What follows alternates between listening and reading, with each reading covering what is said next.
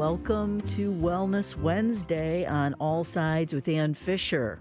Dental offices were among the first wave of businesses permitted to reopen on May 1st in Ohio as the state started its gradual easing of pandemic restrictions. But non-emergency procedures should wait, according to the Centers for Disease Control and Prevention and the American Dental Association.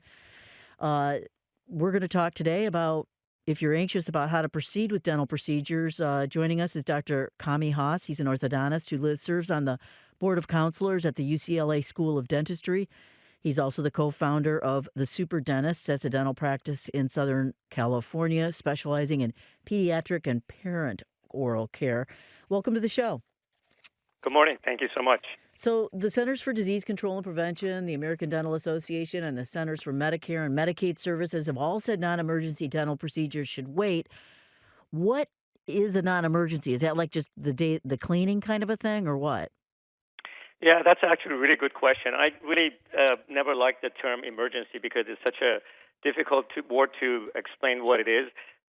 In fact, the American Dental Association, as of March 16th, when they recommended all dental offices close across the country, they changed their own definition of what the emergency technically is, because initially it was, hey, the doctor can make that decision. Then it was maybe it has to be life-threatening, and then they kind of went back and said, no, dentists need to really make that decision because someone with a toothache could be a really bad emergency. They can't sleep. It could turn into an infection. Infections can turn into swellings that may need hospitalization. And, of course, during this pandemic, the last thing we want to do is send patients to emergency rooms. In fact, according to ADSO, every 14 seconds, somebody's ending up in an emergency room right now with a dental emergency. Which always sorts of, for lack of a better term, kind of kills me that dental is always separate from medical. You just said exactly what's absolutely correct and what's such a disaster with our healthcare system, unfortunately. This whole dental schools being separate is a really interesting story in the 19th century, why this happened. But unfortunately, since dental schools have always been separate than medicine, people, the community, doctors, patients, they've always thought of the mouth as a different part of the body. And many people think, it's just about a tooth that has a hole in it, or it's a cavity. What's the big deal? The dentist can fix. But as we now know, and we've known for over a century, that you cannot have a healthy body without a healthy mouth. Uh-huh. And of course, this is the time during a pandemic we want to be at our healthiest. Your oral health literally impacts everything from conception, because it impacts fertility and pregnancy, to death, because it impacts many, many systemic diseases, longevity, including lung health, which is so critical in this crisis.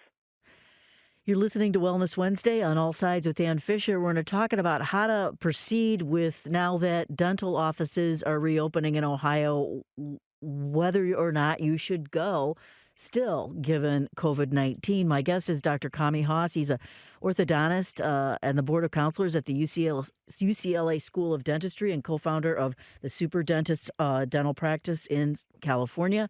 If you have a question or comment about whether you should go to the dentist or not, give us a call, or whether your child should go to the dentist. He specializes in pediatric. Give us a call, 614-292-8513, or email us at allsides@wosu.org. Is this a sort of thing that people should at least pick up their phone or email, however they converse with their dental office, and say, should I come in? Should they ask them first? Oh, yeah, absolutely. So I think majority of the dental offices, even though they've stopped seeing elective treatment, they've been continuing to see emergency cases, as we discussed, because emergencies really can't wait when you have a dental pain. All of us who've had that, we know it's one of those worst pains. You can't sleep, you can't concentrate on anything, especially if this happens on a kid. It can impact every part of his or her life. Can't sleep, you can't concentrate, you can't learn. So doctors have been seeing emergency cases. Like in our situation, we have several locations throughout San Diego County, like 6 locations, but we have been open only in one location and seeing emergencies. But even in that location, the number of emergencies and the severity of those cases have been increasing over the last 2 months that we've been closed. Because, as I said, just dental problems, cavities don't pause. Oral health issues don't pause just because there's a pandemic. They continue to get worse. And, So oral health is just such a critical part of overall health that needs to be addressed, and that's why a lot of the states have already starting to allow dentists to do more than just emergencies. California is not there yet because we all want, as a profession, as really the whole community and the whole country, to do everything safely and go back safely. But dentistry is a critical part of the health, and at some point we need to open the offices methodically and scientifically back up. And in the last few weeks, as the offices have been closed, dentists have been really working hard to make sure the offices are very safe for the patients to go back to. When you talk about closing several of your offices or all but one and leaving that one open for emergencies, doesn't that disadvantage certain people who have transportation issues? And I'm not talking blaming your practice. I'm just saying if everybody does that, aren't some people being left behind? Well, yes, absolutely. But also, it's the safety of the patients is also critical, right? Hmm. So in San Diego County, it's a fairly small city. We were kind of a small, big city. So we left our central office open, which was accessible to many patients across Okay. the county. But of course, we've had other dental offices, in different parts of the county, continue seeing those their own patients for emergency care. Some offices they could not do that because they did not have enough PPEs. As you know, that's been another issue across the Right. country and across the world. And up to this point, rightfully so, at least up to this point, the priority has been given to the first responders and the nurses and the physicians. But as the dental offices are reopening, we obviously need to give a significant consideration and priority to dentists because the dental profession, as a profession, we're at one of the highest risk professions when it comes to this virus. For And obvious so, reasons, you have your for face stuck in my mouth. It's exactly. yeah. So that's the bad news. The good news is that dentists, we've had to deal with pathogens like HIV and hepatitis and TB and many things like that for decades. So we've really developed some really amazing protocols, and we have things that we call like universal precautions, which really means we treat everybody that walks in our office like they have every kind of virus imaginable. And so many of those protocols are also amazing for this virus. But because, some things are different, like the transmission is different and, maybe the incubation period and some people are asymptomatic, things like that. So we've developed some new protocols to make sure our offices are safe. Like what? So the most important thing, I think, as you can imagine, is the best way to keep everyone safe is to keep the virus out of the office in the first place, right? So when patients start going back to their dentist, they're going to see that things are, very different than they used to before the COVID pandemic. They're going to be screened very thoroughly, first of all, over the phone to make sure there's lots of questionnaires that American Dental Association has provided that dentists are going to ask before checking in. First of all, many offices like my office, we've developed virtual waiting rooms, like online waiting rooms, so patients can check in from their cars, so they don't have to actually walk into the reception room. We're minimizing the people that are going to be accompanying patients. That's how we're going to keep the viruses out because we'll make sure that, because that's another advantage that we have in the dental profession, that we can, for most procedures, if you have some symptoms, if you have flu or COVID symptoms, we can postpone that procedure for a few weeks. And so I think, one could argue that dental offices, in the waiting rooms, could potentially be one of the safest indoor places because every single person that walks in, including the patients, the doctors, and the staff have been screened, and only healthy people are allowed to be inside. Okay, but who's going to bring the People magazine to me out in the car while I wait? No magazine. So actually, that's a really good question. So one of the other things, being a pediatric practice, as you can imagine, we have a lot more than just magazines, Oh right? yeah, We the have highlights for children. we have and, a toy store. We oh have gosh, like that's slides right. and video games and augmented. Oh, yeah. We actually have physical superheroes in our office. Obviously, a lot of those have gone now virtual. So if we've developed a page called Virtual Super Lounge, and technically it's everything you would have done in the waiting room in our actual waiting room, but you would do it in your car with your mom or dad's phone or tablet. You can play video games. You can, do coloring. You can do drawing. You can do all of those things. So everything happens in the car in a virtual lobby. You check in. You get your paperless, like medical history forms and everything. You fill it out on your phone. You email it back or text it back. The patient, depending on the age, obviously, if the child is small, then the parents would accompany them. But we would have the same precautions with the parent that we would with the child. And then once, let's just say for an older patient, an orthodontic patient, or a 12-year-old, child, they would walk in, we would do the treatment, and then we've developed a video conferencing that we could then just video conference mom or dad who's in the car, Oh, okay. report what was happening. So really, a lot of things we can just do, just very simple things to just keep this virus to begin with out.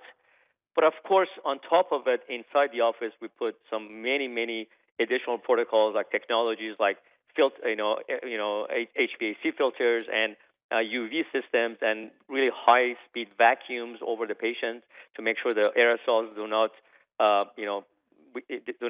exit the mouth. We're separating patients with procedures that we're doing that's generating aerosols like hand pieces versus things like orthodontic treatments or like cleanings. Some procedures we're modifying it, like for example, the cleaning, instead of using instruments that's going to generate aerosol, that we use instruments that are more with hand. And so there's just a lot of things that we've done to, I think, feel really good about having our patients there and have them be safe, have our staff be safe, and have our doctors be safe. So I'm due for a cleaning, but I'm putting it off right now. What can I do? Obviously, unless I have pain and it becomes an emergency, but all things being equal, what can I do to maybe make up for the lost cleaning? But that's a good question. Well, first of all, is when the dental offices do open, you should not postpone it any longer because that's a critical oral health act, just like I said, and I always preach, is such an important part of your health. Okay. But in addition to that, what you can do at home, the easiest and the most effective and the most important is everything that you've always heard from your dentist, which is brush and floss daily, in the morning and in the evening. Now, as you probably know, the COVID is disproportionately hit the elder population and patients with underlying medical conditions, especially in nursing homes. For patients who have really issues with brushing and flossing, or generally they have bad oral health, or they have periodontal disease, they have bleeding gums and they can't really go to the dentist for any particular reason, then what I would recommend is getting some particular mouth rinses like chlorhexidine mouth rinse or hydrogen peroxide that can be delivered to your home from many online resources. And if patients, seniors, or other patients that have dentures, removable dentures, they should remove those dentures before going to bed because pathogens from those dentures can dislodge and can be potentially aspirated in the lungs, can cause pneumonia, and those that can increase the risk factors. And we want to keep our lungs super healthy during this crisis. Um, uh, so what about, some people put off visits to the dentist. They were going to have bite guards made, that kind of a thing. Should they go ahead and get those things taken care of? Great question. So it's really difficult to generalize what's important and what can be Right. delayed. Obviously, there are some obvious ones. Like if you're going to whiten your teeth, maybe you should wait a year until we have a vaccine, right? No. But the mouth guard. Let's talk about it for a second. So from one perspective, you would say, well, what's the big deal? You just grind your teeth a little bit more, right? But mouth guards can potentially protect your teeth from you fracturing them. And then you're going to end up in an emergency room. So if you look at it that way, then maybe it is important that you get it checked. The other reason sometimes where patients wear mouth guard is because they have airway issues and they have, they can't wear CPAP, so they're given oral devices, which are very effective for, obstructive sleep apnea. And so OSA, sleep apnea or airway issues are also absolutely critical because we want to keep our airways open during sleep and get as much nitric oxide in our body as possible. And so because those are all defensive mechanisms, for every pathogen there is, so we want to build up our immune system. So from airway perspective, from oral hygiene and microbial perspective, when you brush and floss, you're going to have healthier gums. You're not going to have as much bleeding. If you don't have as much bleeding, the microbes in your mouth are not going to enter your blood system and travel everywhere in the world. You're going to decrease the inflammation inside your mouth, which can trigger inflammation in your lung and other parts of your body. So as you can see, everything in our body is linked to everything else. And unfortunately, just like you said it so good in the beginning of this conversation about this has been a bad decision about keeping dentistry outside of medicine. And then following with that is keeping mouth outside of the body. And people think of these two things as two different entities, but it's not. These are all connected together. And in fact, of course, our mouth is the opening to our body.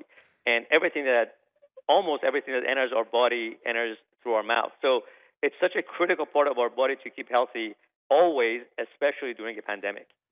Okay, I'm going to take a quick call here. Brad in Clintonville, you're a dentist. Welcome to the show, Brad. Hi, and thanks for taking the call. Sure. Yes, I'm a dentist. Thanks for doing this, doctor. Thank you. You mentioned earlier that the dental office might be one of the safest indoor places. I tend to agree with you. And you also mentioned that the staff would be screened, such as a patient walking in the door would be screened, but the staff would also be frequently screened. Are you talking about coronavirus tested? Will the doctor, the assistant, and the hygienist be frequently tested? Great question. So initially at this point, we're going to be just screening with our screening questionnaire and taking temperatures. That's a really good question. I'm so happy you brought it up because I wanted to expand on it. So at this point, what the screening means is a questionnaire and taking temperature and following, just physical checks and everything like that.